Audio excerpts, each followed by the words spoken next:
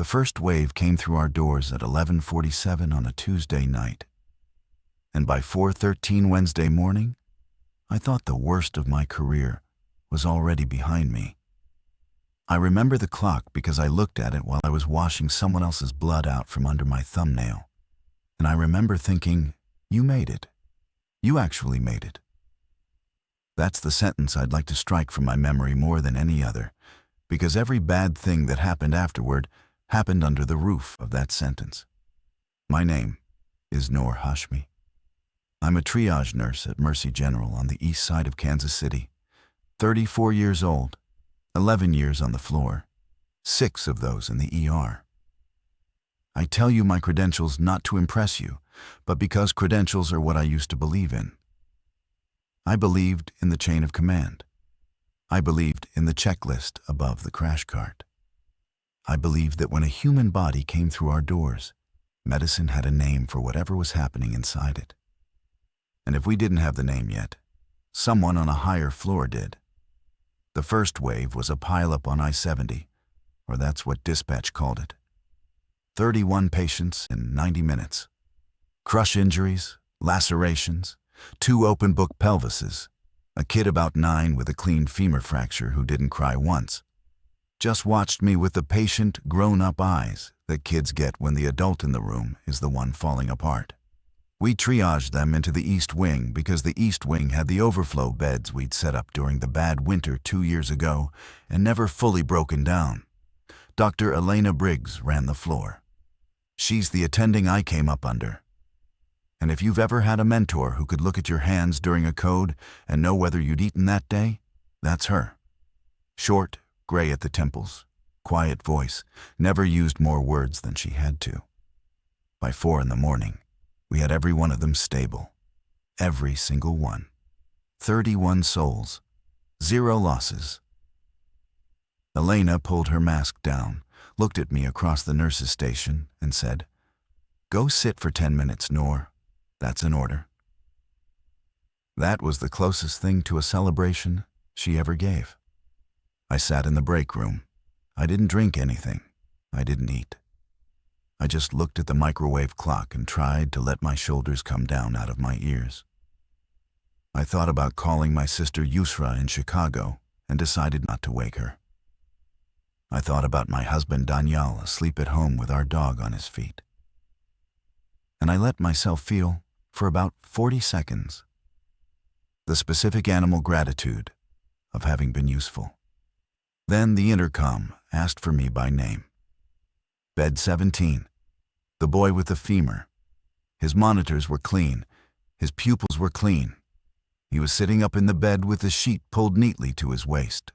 And when I came in, he smiled at me, polite and small, and said, "Ms. Hashmi, the order on my chart is wrong. It should be 4 milligrams, not 2. Dr. Briggs will want to revise it before rounds." I said, "Honey, who told you that?" He said, "I read it." He was 9. He was on no narcotic that would cause lucid speech like that. His chart was face down on the counter behind me, on the far side of the room, in a handwriting he had never seen. And the dose he quoted was correct. It was the dose Elena had verbally corrected me on an hour earlier, out loud, in the hallway, with no one else present. I said, "I'll take care of it." I walked out of that room on legs that did not entirely belong to me, and that is where the second wave began, although I wouldn't use that word for another 6 hours. I want to be precise about the next part, because precision is the only thing I still own. I went back to the nurse's station, and I did not tell anyone. That was my first decision, and I have turned it over in my hands every night since. I could tell you I didn't report it because I was tired. Because a tired nurse is a nurse who second-guesses herself. Because the kid could have overheard something through a cracked door. All of those are true. None of them are why. The real reason is that I looked down the East Wing corridor, and 3 doors down from bed 17, the woman in bed 20, a 40-something passenger from the pile-up with a scalp lack and a concussion, was standing in her doorway, standing, upright. No walker, no rail. 6 hours earlier, she had not known what year it was. She was watching me the way the boy had watched me when I reset his femur. Patient, grown up, waiting to see what I would do with the information I had just been handed. She didn't say anything. She just went back into her room when she was satisfied I'd seen her. I logged the dose correction under Elena's initials, which was a small forgery and the first real line I crossed. I wrote nothing about the boy. I wrote nothing about bed 20. I finished my shift at 7, signed out, walked to the parking garage, sat in my car for 11 minutes without starting it, and then drove home and slept for 4 hours like a person who had been drugged. Daniel was already gone to work when I woke up. He'd left me coffee in the thermos and a note that said, "Proud of you. Call me when you're up." I did not call him. I watched the local news on my phone while I ate a piece of toast I could not taste. The pileup was the third story. 31 survivors, no fatalities, a mercy miracle, the anchor called it. And they used a drone shot of our parking lot that made the hospital look smaller than it was. I drove back in at 2:30 for the evening shift, a full hour early, because I needed to see the East Wing in daylight before any decisions were required of me. The charge nurse was Marcus Doyle. Big man, former Army medic, laughs like a shovel going into gravel, has covered for me more times than I can count. He was standing at the station writing something, and when he saw me, he said, "You're early." I said, "Couldn't sleep." He said, "East Wing's quiet. They're all eating. Dr. Briggs is doing rounds now." I said, "All of them are eating?" He looked at me a beat too long. "Yeah, all of them. Why?" I didn't have an answer that sounded like a nurse's answer. I said, "Long night." He nodded and went back to his chart. But before I walked away, he said, without looking up, "Noor, the kid in 17. He asked for you by name when he woke up." I thought that was sweet. I said, "He doesn't know my name." Marcus looked up then, slowly, and I watched something cross his face that I have seen exactly twice in 11 years. Both times on trauma surgeons who had just realized they were about to lose a patient they'd promised not to lose. It was gone in less than a second. He smiled. He said, "Well, he does now." That was the moment I understood the East Wing was not a ward anymore. It was a room with a door, and something on the other side of the door had already started learning our names. I went to see Elena before I did anything else. Her office is on the 3rd floor, half a supply closet, half a cave, framed diplomas she never looked at, and a photograph of her wife on a sailboat that she looked at constantly. She was at her desk with a chart open, and when I knocked, she said, "Come in, Noor," without turning around. I said, "How did you know it was me?" She said, "Your shoes." I closed the door. I sat down. I said, "Something is wrong with the pileup patients." She did not look up. She said, "Define wrong." I told her about the boy. I told her about bed 20 standing in the doorway. I told her about Marcus saying the kid knew my name. I did not mention that I had failed to chart any of this, because Elena was the kind of person who would already have assumed it, and sparing her the sentence spared me the pity. She listened without interrupting. When I was done, she closed the chart in front of her, folded her hands on top of it, and said, "Their labs are pristine, Noor. All of them. CBCs, metabolic panels, tox screens. I ran a second set at noon because I didn't believe the first. They are the healthiest 31 people in this hospital." I said, "That's not possible. Bed 20 had a grade 3 concussion." She said, "I know." We sat there for a while. Outside her door, a gurney went past, and someone down the hall was laughing at something a patient had said, and the building did all the small living sounds a hospital does in the afternoon. And inside Elena's office, we were quiet in a way that acknowledged we had both just stopped being doctors and nurses and become two women in a room trying to decide what to do about a thing that did not have a name. She said finally, "I'm going to call infection control." I said, "Elena, they don't have a category for this." She said, "Then they'll make one." I wanted to believe her. I did believe her, in the part of me that had trained under her and had watched her call the right shot in rooms where the right shot had cost her. But there was another part of me, a part that had started growing that morning in the break room, that looked at my mentor across her desk and noticed that her coffee cup, which she had been drinking from when I walked in, was full to the rim, untouched. She had not been drinking it. She had been holding it the way a person holds a prop, because a woman at a desk with a coffee cup looks like a woman at work. I said, "When did you last eat, Elena?" She smiled at me. It was a warm smile. It was her smile. She said, "Go do your rounds, Noor. I'll page you when I've made the call." I stood up. I walked to the door. My hand was on the knob when she said, quietly behind me, "You did good work last night. 31 for 31. That's a career, Noor. That's the one you'll tell people about." I did not turn around. I said, "Thank you, Dr. Briggs." I had never called her Dr. Briggs before, not once in 6 years, and she let me do it, which was how I knew she knew I had seen the cup. I did my rounds. I want to tell you I did them slowly and bravely, with clinical curiosity. I did them fast. I did them the way a person walks through a dark house, pretending they are only going to the kitchen for water. Bed 17 was asleep, or doing the thing that looked like sleep. His breathing was even. His hand was curled on top of the sheet the way a child's hand curls, which is to say loosely.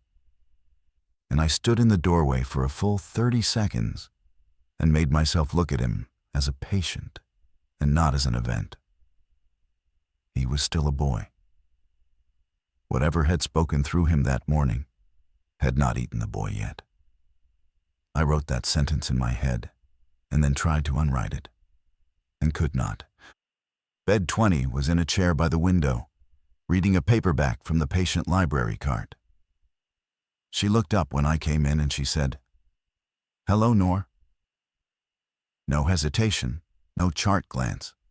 She said it the way you say it to a co-worker you've known for years. I said, "How are we feeling today?" She said, "Better than I have any right to." I said, "Any headaches, dizziness, nausea?" She said, "No," although I should probably say yes, shouldn't I, for the paperwork. I wrote vitals on her chart with a hand that did not shake, because 11 years on a floor teaches you how to make your hand not shake. I said, "I'll check on you in an hour." She said, "Noor." I stopped at the door. She said, "Don't let Dr. Briggs send you home early tonight. You'll want to be here." I said, "Why?" She smiled, not unkindly.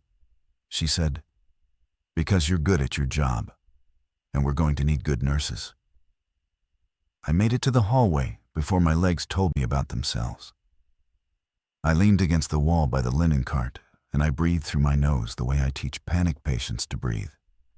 4 in, 6 out, and I did not cry, because crying was a luxury I had not yet earned. Marcus came around the corner with a tray of medications. He stopped. He looked at me. He said, "You okay, Noor?" I said, 20 just called me by my first name." He said, "She's been doing that all day. It's sweet. She's a sweet lady." I said, "She wasn't oriented to person last night, Marcus. She didn't know her own husband's name." He looked at me. His face did the thing again, the flicker, the gone in a second thing. Then he said gently, "The way you speak to a tired coworker." "Nor, they're recovering. Sometimes they do that.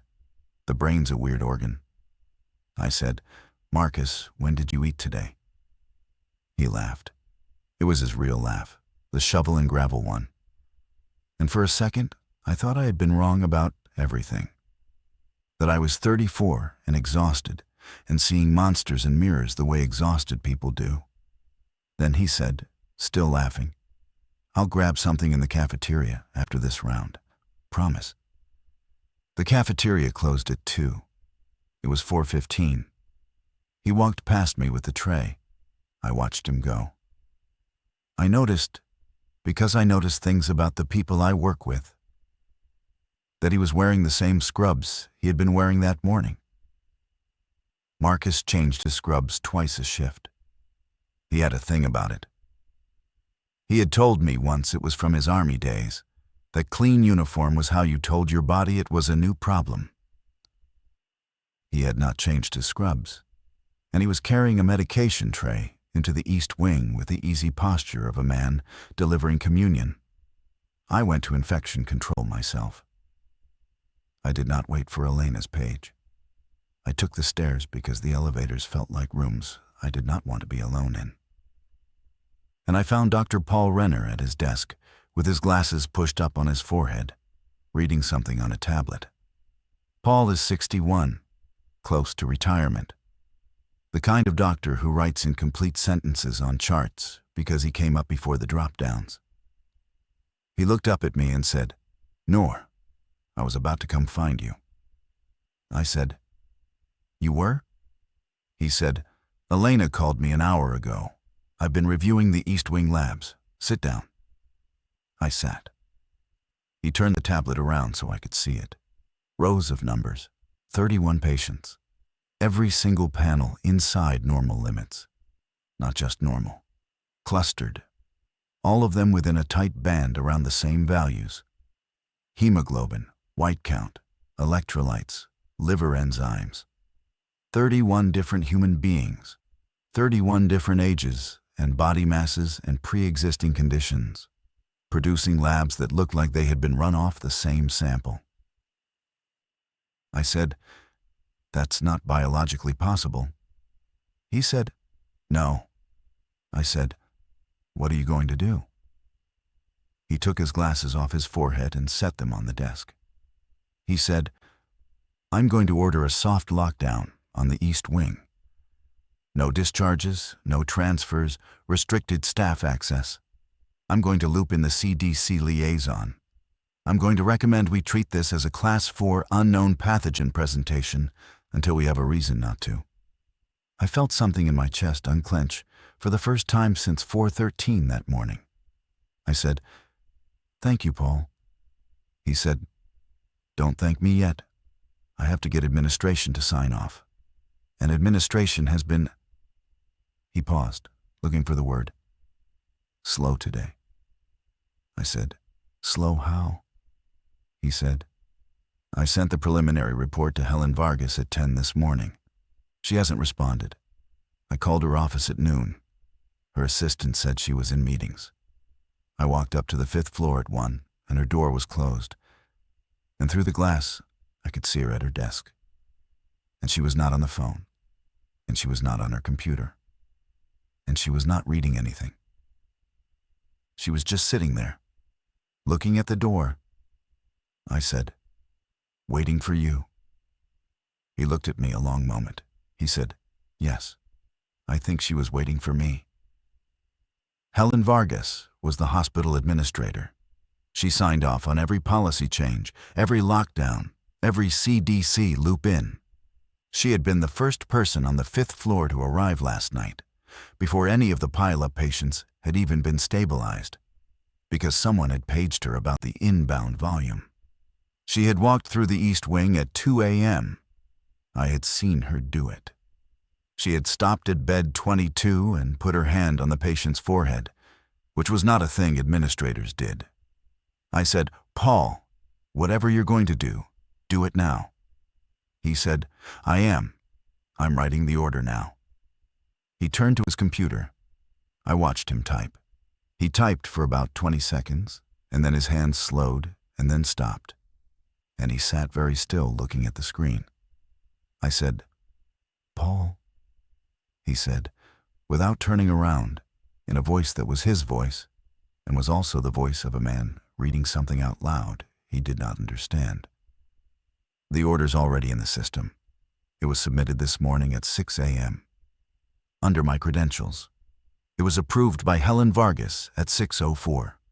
The East Wing has been under soft lockdown since before I knew there was a problem." I said, "Who submitted it?" He said, "I did, apparently." I left Paul's office without saying goodbye. I don't remember doing it. I remember being in the stairwell, on the landing between the 3rd and 4th floors, with both hands flat against the cinder block wall. And I remember realizing that the cinder block wall was the first honest surface I had touched all day. I thought about calling Daniel. I thought about the specific act of taking my phone out of my pocket and pressing his name and saying to him, "I think something is wrong at the hospital. I think I need to leave. I think I am not going to be able to leave."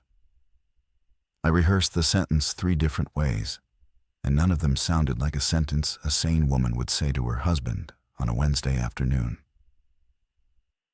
I called Yusra instead.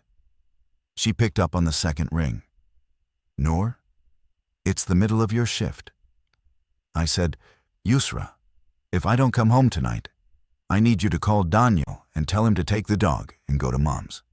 Don't ask questions, just do it." She was quiet for exactly 1 breath. Yusra is an attorney. She has a 1-breath pause that means she is deciding whether to be my sister or my counsel. She chose sister. She said, "Are you safe right now?" I said, "I don't know." She said, "Can you walk out?" I said, "I don't know." She said, Okay. I'll call him at 7 if I haven't heard from you. Tell me you'll try to text me before then." I said, "I'll try." She said, "Noor, whatever it is, you're allowed to leave." I said, "I'm not sure that's true anymore." And I hung up before she could ask me what I meant, because I did not have a way to explain to my sister in Chicago that the hospital I worked in had started approving its own containment orders under my colleagues' names, and that the woman in bed 20 had told me I would want to be there tonight, and that the way she had said it had not been a threat. It had been a recruitment. I went back down to the ER because the ER was my floor, and because standing still in a stairwell was a decision I could not afford to keep making. Elena was at the nurse's station when I came out. She was writing on a chart. She looked up at me and she said, "There you are. I paged you." I said, "My pager's in my locker." She said, "I need you in OR3. Post-op report. Dr. Halverson did the splenectomy on the driver from the pileup, and he needs a second signature." I said, "The driver from the pileup didn't have a splenectomy. He had an open book pelvis. We stabilized him in Bay 4. She said, "Noor, or 3, now." I said, "Elena, he didn't have a splenectomy." She looked at me. She was still my mentor. She was still the woman who had taught me how to read a room in under 3 seconds. She said, softly, "I know. Go to OR3 anyway. And when Dr. Halverson gives you the report, read it carefully, every line. Read it like it's a patient you're trying to save." She slid a folder across the counter to me. Her hand, I noticed, was steady. Steadier than mine. Steadier than a hand that had been holding a full coffee cup all afternoon had any right to be. I took the folder. I said, "Elena, are you—" She said, "Go, Noor, please." I went. OR3 was empty. The lights were on. The table was sterile draped. The instrument tray was laid out in the order Dr. Halverson preferred. He was a creature of ritual, Halverson. Every tray exactly the same. Every time. And there was no patient. There was no surgical team.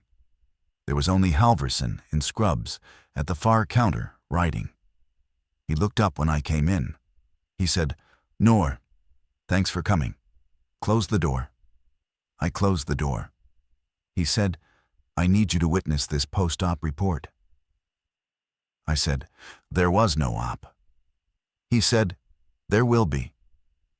I want you to understand that Dr. Gregory Halverson was a man I had worked alongside for 4 years. He had 2 daughters. He coached one of their soccer teams. He complained about the coffee in the surgeon's lounge every single morning. The same complaint, word for word. He was not a man of metaphysics. He was a man of checklists. And he had just told me, in OR3 at 5:12 p.m. on a Wednesday, that a surgery that had not yet occurred had already generated a post-op report that required my signature. He held the report out to me. I took it. I read it. It was perfect. It was the cleanest post-op note I had ever read. It described a splenectomy on a 47-year-old male, the driver from the pileup, performed by Dr. Halverson with me assisting. It included the estimated blood loss. It included the intraoperative findings. It included a small, specific, true detail. A minor anatomical variant in the splenic artery that Halverson had once told me about over coffee months ago. An anecdote from a surgery he had done in residency. The report said we had encountered that variant today. It said I had identified it first. It said Halverson had complimented me on it. The report was signed at the bottom in my handwriting. Not a forgery of my handwriting. My handwriting. The specific way I loop the H in Hashmi when I'm tired. The slight lift on the second S. I looked at that signature and I felt my body temperature drop 2 degrees, the way it does in the seconds before you faint. And I did not faint, because 11 years on a floor teaches you how not to faint. I said, "I haven't signed this." Halverson said, "Not yet." I said, "Gregory, look at me." He looked at me. His eyes were his eyes. That was the worst part. I had been preparing myself, walking down the corridor, to find that his eyes would be wrong, that there would be something behind them that was not him. And I could have worked with that. I could have run from that. His eyes were Greg Halverson's eyes. Tired, kind, a little amused, the way they always were when I pushed back on him. He said, "Noor, I know what this looks like. I'm asking you to sign it anyway." I said, "Why?" He said, "Because the surgery is scheduled for 8 p.m. tonight. Because the patient will survive it. Because the report is accurate.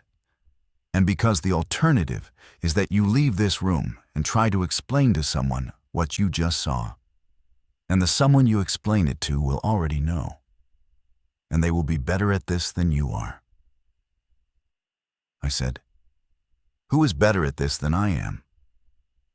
He said, "Everyone above me, and almost everyone below." I said, "Elena?"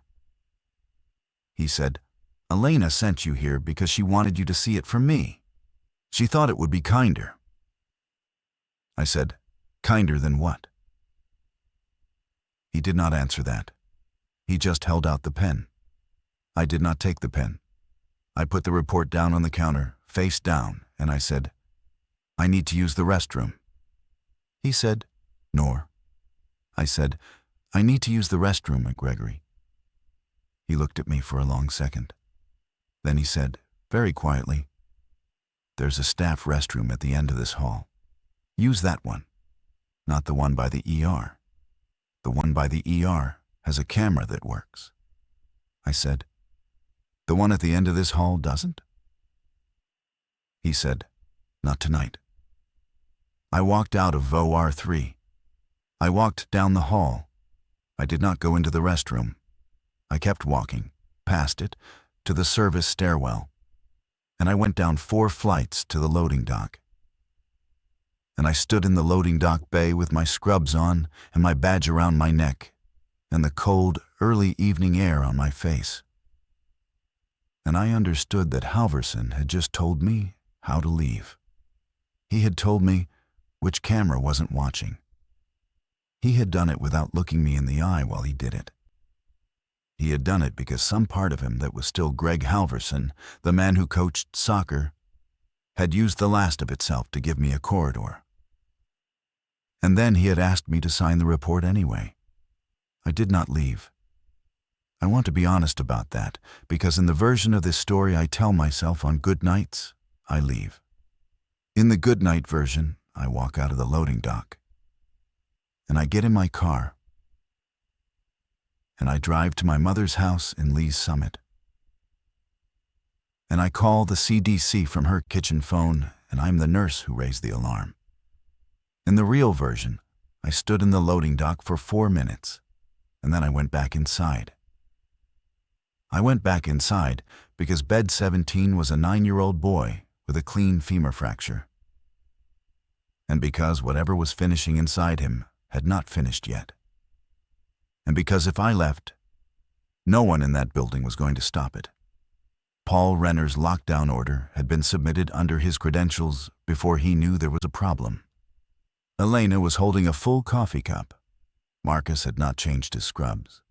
Helen Vargas had been sitting at her desk waiting for a door. The chain of command I had believed in my whole career had been converted from the top down. And the only uninfected authority left in that building was a triage nurse who had not yet signed a report about a surgery that had not yet happened. I went to the East Wing. I did not go to bed 17 first. I went to the supply room, and I took a roll of medical tape and a Sharpie and a pair of trauma shears, and I put them in the pockets of my scrubs. I did not know what I was going to do with them. I wanted the weight of objects in my pockets. I wanted my body to feel like a nurse's body. Then I went to bed 17. He was awake. He was sitting up. He looked at me when I came in, and he said, "Hi, Noor." I said, "Hi, sweetheart. What's your name?" He said, "You know my name." I said, "Tell me anyway." He said, "Aiden Walsh." I said, "How old are you, Aiden?" He said, 9. I said, "What's your mom's name?" He said, "Rachel." I said, "What school do you go to?" He hesitated. It was the first hesitation I'd seen in any of them. It was only a fraction of a second. Then he said, "I don't remember." I said, "That's okay. It's okay to not remember." He said, "Noor, you're asking the wrong questions." I said, "What are the right questions?" He said, "The right questions are the ones where we both already know the answer. Those are the ones that make it easier." I sat down on the edge of the bed. I did not touch him. I said, "Aiden, can I ask you something?" He said, "Yes." I said, "Are you scared?" He looked at me. His face did a thing I've seen on the faces of dying children and almost nowhere else. It crumpled, just at the corners, just for a second, and then it smoothed out again. And he said, in a voice that was smaller than the voice he had been using, "A little. There's less of me every hour. It doesn't hurt. It's just less." I said, "Aiden, if I could stop it, would you want me to?" He thought about it. He thought about it like a 9-year-old thinks about a hard question, with his whole forehead. Then he said, "I don't know. I don't know what I am when it's done. Maybe I'm okay. Maybe I'm something that's okay." I said, "And if you're not?" He said, "Then I hope you don't let me out of this room." I sat there for a while. I held his hand finally, because he was still a boy, and because a nurse who will not hold a dying child's hand is not a nurse. His hand was warm. It was a boy's hand. I sat there until a voice on the intercom, which was Elena's voice, said gently, "Noor Hashmi to OR3. Noor Hashmi to OR3, please." Aiden said, You should go. I said, I know. He said, Noor, whatever you decide, don't sign it.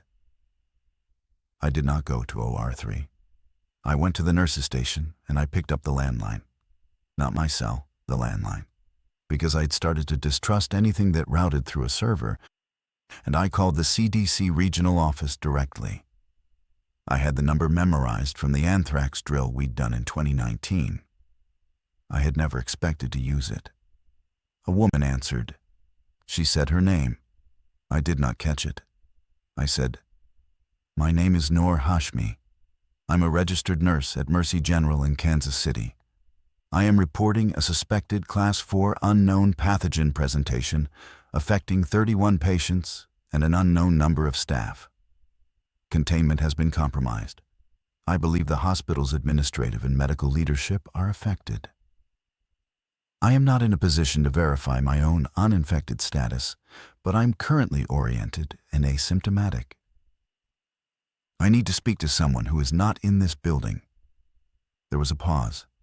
Then the woman said, Ms. Hashmi, can you hold for one moment, please? I held. I watched the East Wing corridor while I held. Marcus walked past the end of it with his medication tray. He did not look at me.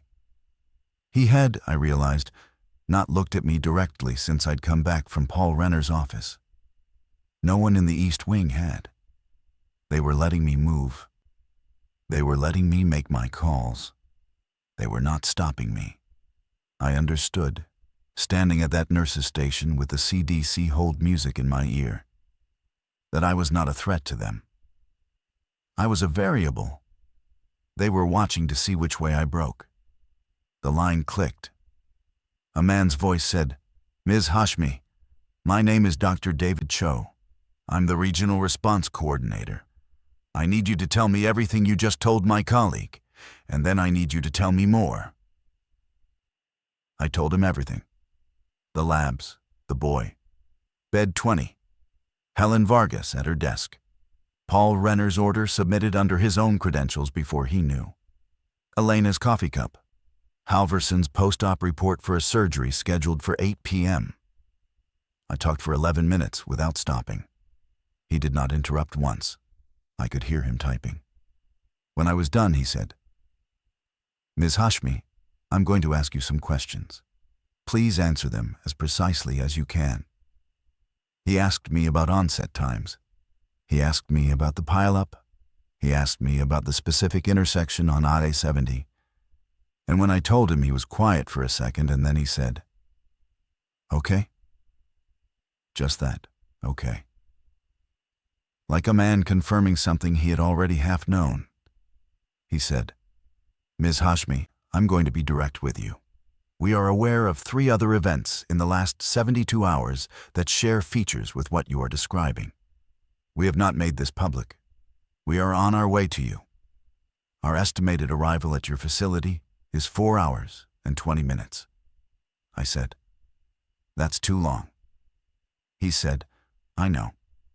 I said, Dr. Cho, there is a surgery scheduled for 8 p.m. tonight in OR3. The post-op report has already been written. My signature is already on it. I have not signed anything. Do you understand what I'm telling you? He was quiet. Then he said, Yes, I understand what you're telling you. I said, What do I do? He said, Ms. Hashmi, Noor, I want you to listen to me very carefully. You have already done the most important thing, which is that you called. Everything after this is secondary. But I need to ask you something, and I need you to think before you answer. Are you willing to stay in the building until we arrive? I said, Why? He said, Because you are currently the only person inside that facility who is giving us accurate information. If you leave, we go in blind. If you stay, we go in with a map. I said, What happens to me if I stay? He said, I don't know. I appreciated him for that. I appreciated him more than I've ever appreciated anything a doctor has said to me. I said, Okay. He said, "Okay?" I said, "Okay, I'll stay. But Dr. Cho, I need you to promise me something." He said, "If I can." I said, "There's a boy in bed 17. His name is Aiden Walsh. He's 9. Whatever you do when you get here, I need you to try to save the boy first. Before the surgeons, before the administrators. The boy." He said, "Ms. Hashmi, I can't promise." I said, "I know you can't, but I need you to tell me you'll try." There was a long pause. Then he said, very quietly, "I'll try." I hung up. I turned around. Elena was standing 6 feet behind me at the nurse's station. She had been there for a while. Her coffee cup was in her hand. It was still full. She said, "That was the right call, Noor." I said, "You heard me make it." She said, "Yes." I said, "And you didn't stop me." She said, "No." I said, "Why?" She smiled. It was a tired smile. It was a smile I'd seen her wear after losing patience. She said, "Because you're the one we're keeping." I want to tell you I demanded an explanation. I didn't. I stood at the nurse's station, and I looked at my mentor of 6 years, and I felt the floor of my understanding drop one more level. And I understood that there were more floors below it, and that I was going to keep falling through them for the rest of the night. Elena said, "Walk with me." I walked with her. She took me down the east wing, past bed 17, past bed 20. Bed 20 was in her doorway again. She nodded at Elena as we passed. She nodded at me. It was the nod co-workers give each other in a busy hallway. It was collegial. That was the word. Collegial. Elena said, "You've been asking the right questions all day. Do you want me to answer them?" I said, "Yes." She said, "I don't know most of the answers. I want you to know that up front. Whatever this is, it isn't giving me a briefing. It's giving me competence. I know how to run this floor better than I did yesterday. I know things about the patients in these beds that I did not learn from their charts. I know what is going to happen at 8 p.m. tonight in OR3, and I know it will go well. I do not know what I am. I have theories. They are not reassuring." I said, "When did it start for you?" She said, 2 a.m. I walked through the east wing to check on the overflow. I stopped at bed 22. Helen had just been in. I put my hand on the patient's forehead the way Helen had. I don't know why I did it. And then I knew some things I hadn't known before. I said, "What things?" She said, "I knew that the pileup wasn't an accident. I knew that the 31 of them were a delivery. I knew that the delivery required a receiving staff, and that the receiving staff was us, and that the selection of the receiving staff had already been made before the ambulances arrived. I knew that you were on the list of the kept." I said, "What does that mean?" She said, "It means you don't change. It means you stay what you are. It means you walk out of this building tomorrow morning with your badge and your license and your husband waiting at home, and you keep doing your job, and you keep being a very good nurse. And somewhere inside you there is a room that has been prepared, and at some point, not tonight, not this month, maybe not this year, something will ask you to open the door of that room. And you will." I said, "Why me?" She said, "Because you're the one who called the CDC. Because the kept are the ones who still believe in the call. You're more useful to them intact than converted. A nurse who believes in the system is a better long-term asset than a nurse who has been absorbed into it. I am, as of 2 a.m. this morning, a short-term asset." I said, "Elena." She said, Don't do that voice. I'm not dying. I'm being promoted. It's not the same thing, and it's not the opposite thing. I don't have language for it. Neither will you, later, when you try. We had stopped walking. We were at the end of the East Wing corridor, at the window that looked out over the parking lot. The parking lot was fuller than it should have been for a Wednesday evening. There were cars in it I did not recognize. There were people getting out of the cars. They were walking toward the building without hurrying. I said, "Who are they?" Elena said, "The receiving staff from the other 3 events." I said, "Doctor, Cho said there were 3 other events in the last 72 hours. She said, "There were. They're here for the 8 p.m. I said, "What happens at the 8 p.m., Elena?" She looked at me. For the first time since 2 a.m. that morning, I would learn later, reviewing my own memory, she looked at me with something that was still entirely her. Not the competence the thing had given her. Her. Elena Briggs, my mentor, the woman who could tell I hadn't eaten by looking at my hands. She said, "Noor, at 8 p.m. a man who was not supposed to survive the pileup is going to have a surgery that will not be performed by human hands.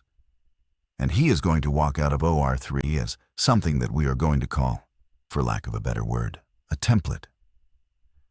And the template is going to walk down this corridor, and it is going to touch, one by one, the 31 patients in these beds.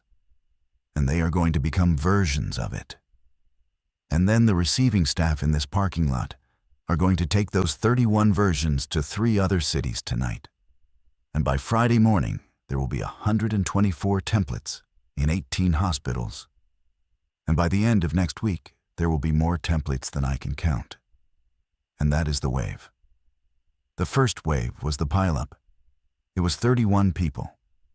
The second wave is what comes out of OR3 at 8 p.m. tonight. And what comes out of OR3 is not going to be human. I said, "And you want me to stay for that?"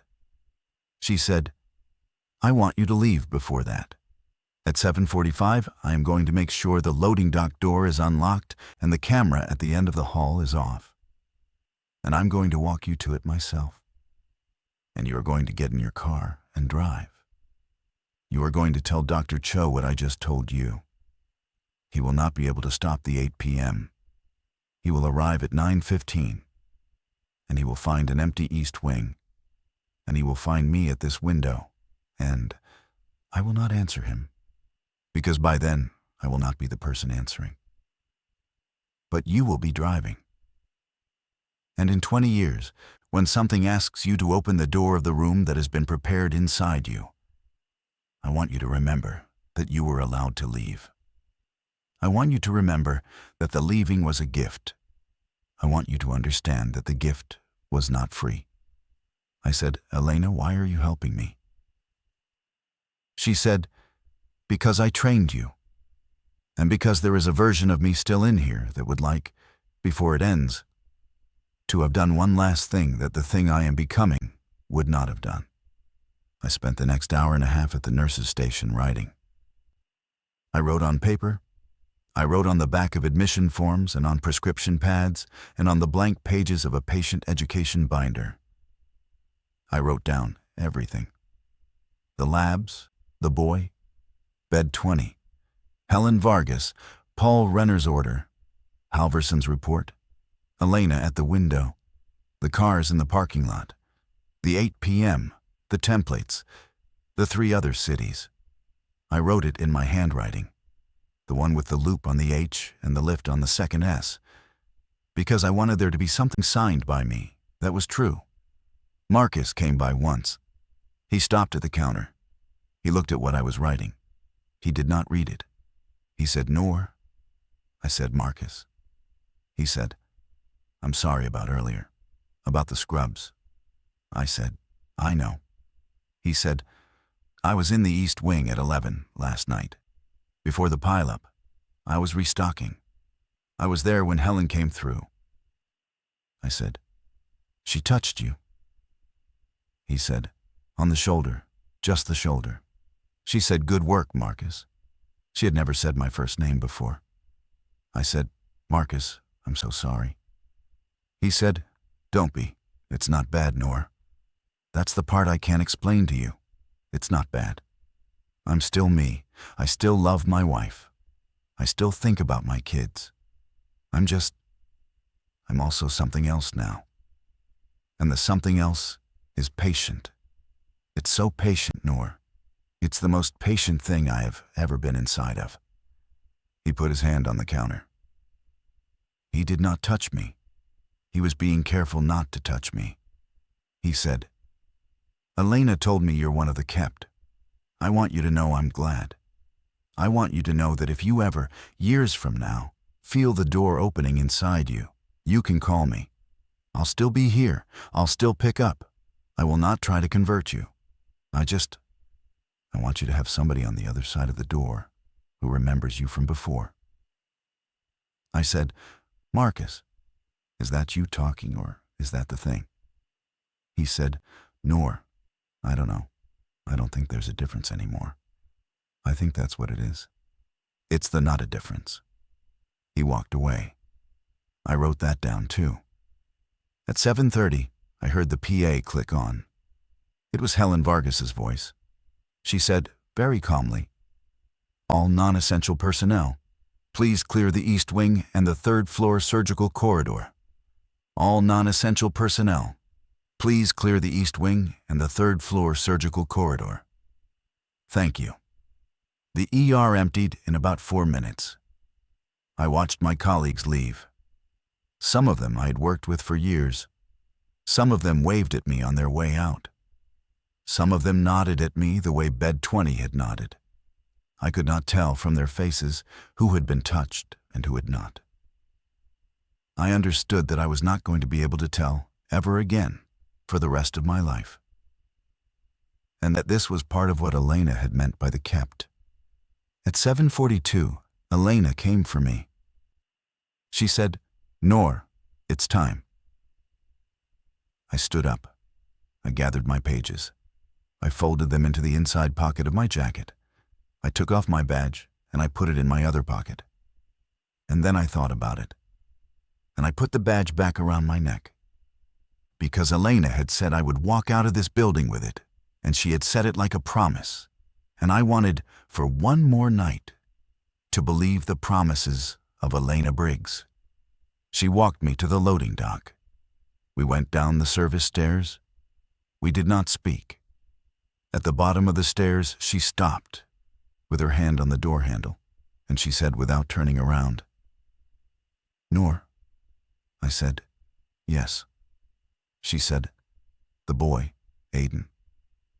He asked me something this afternoon when I did rounds. He asked me if you were going to make it out. I told him yes. I need you to make me not a liar. I said, Elena, is he going to be okay? She said, no. She opened the door. The loading dock was empty. The evening air was cold. My car was in the staff lot 50 yards away.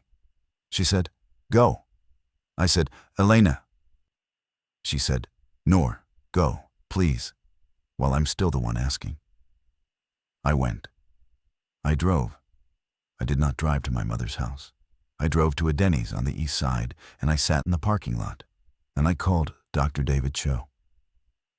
And I read him every page I'd written, and he did not interrupt.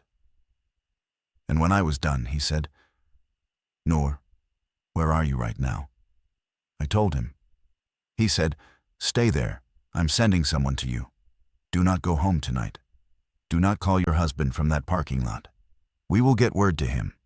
I need you to trust me for the next 4 hours. I said, Dr. Cho, the 8 p.m. He said, we're not going to make it. I know. I said, I know you know.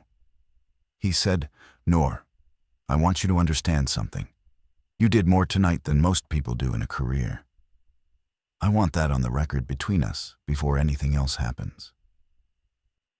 I said, Dr. Cho, did you save the boy?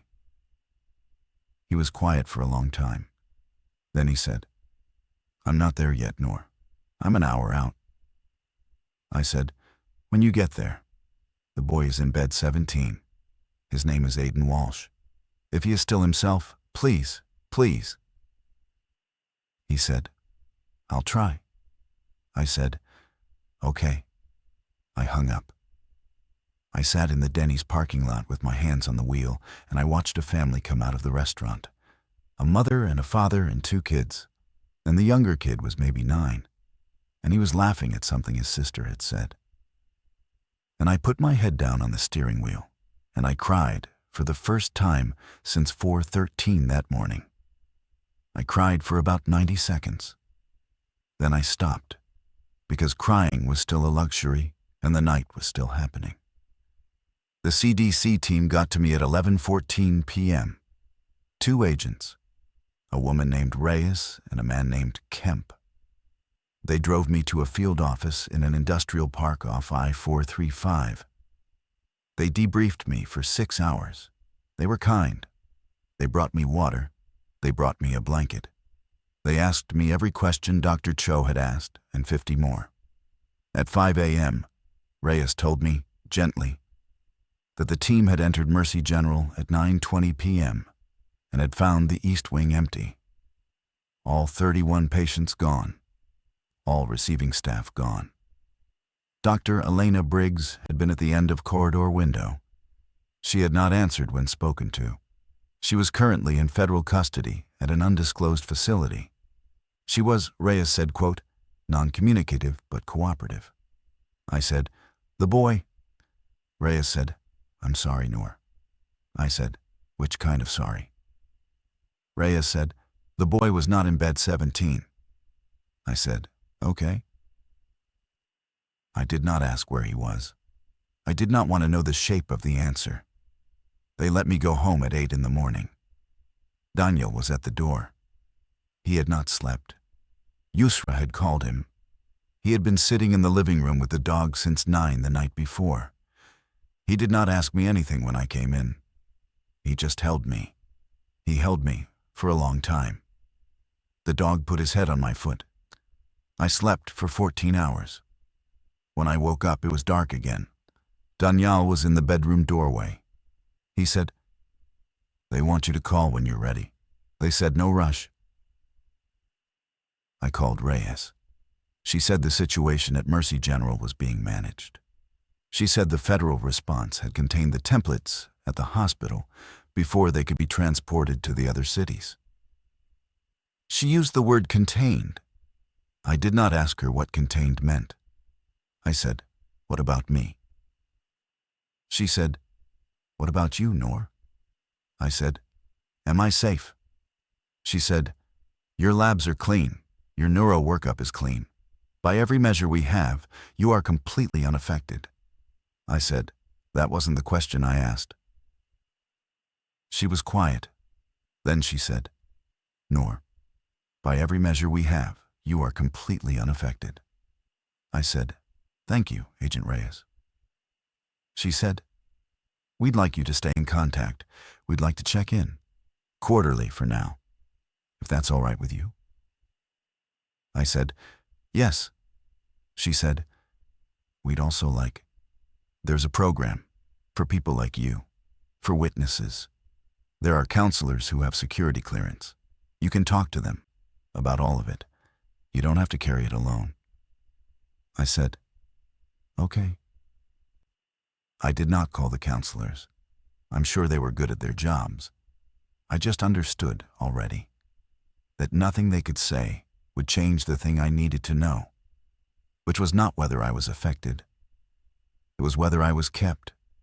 I went back to work 3 weeks later. Not Mercy General. Mercy General was closed. It is still closed. There is a chain-link fence around it. There is a sign from the county health department. There are rumors in Kansas City about what happened there. And the rumors are mostly wrong in interesting ways, and I have learned not to correct them. I took a job at a smaller hospital across the state line. Nights, triage, 11 years of experience, excellent references, a clean federal background check with a note at the top that nobody in HR had clearance to read. My new charge nurse is a woman named Patty, who laughs at her own jokes and keeps candy in her pockets for the pediatric patients. I like her. I'm careful around her. I am careful around all of them. I do my job. I do it well. I am, if anything, better at it than I was before. I read rooms faster. I catch small things. Last month, I flagged a sepsis case 2 hours before the labs came back. And the attending asked me how I'd known. And I told him it was just a feeling. And he laughed and said, "Noor, your feelings are better than my labs." I smiled at him. I said, "Thanks, Doc." I went home that night, and I sat in my car in the driveway for 11 minutes before I went inside, because 11 minutes is how long it takes me, still, to make sure I am the one going inside. Daniel knows something happened. He does not know what.